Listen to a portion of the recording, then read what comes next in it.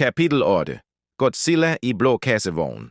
Midt i det daglige cirkus her i Rostrup har vi også vores helt egen lydkulisse, Postmanden. Eller, som jeg kalder ham, Postzilla. For det her er ikke bare en mand, der deler breve ud. Nej. Det her er en mand, der træder, brager og buldrer sig igennem dagen, som om jorden har fornærmet ham personligt. Når jeg sidder inde i huset, helt stille, kan jeg høre ham. Hver eneste skridt.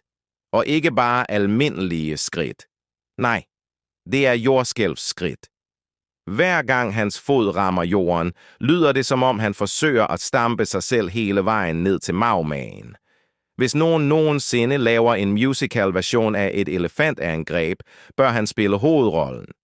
Jeg ved ikke, hvad hans sko er lavet af, men mit bedste gæt er beton blandet med vrede og selvhævdelse.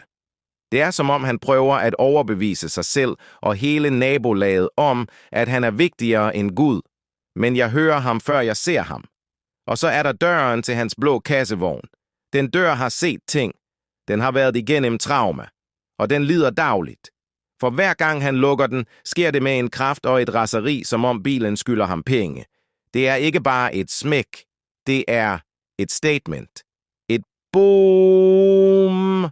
Så højt, at fugle letter, babyer vågner, og muldvarpen ude i haven overvejer at flytte til Sverige. Han kunne aldrig være ninja. Hvis han forsøgte at snige sig ind et sted, ville selve huset få nervøse rystelser og tænde alle lamper i ren panik. Jeg er ret sikker på, at selv myrerne i haven har lært at gemme sig, når de hører hans skridt i det fjerne. Jeg har prøvet at forestille mig, hvordan han ser sig selv. Måske tænker han, hver pakke jeg leverer, skal mærkes i sjælen. Eller måske har han bare aldrig hørt om dørhåndtag og støddæmpere. Hvem ved? Men én ting er sikkert.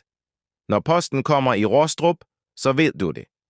Velkommen til kapitel 8, hvor breve bliver leveret med jordskælv, og hver bildørslukning er et kapitel i en ny lydkrigsepoke.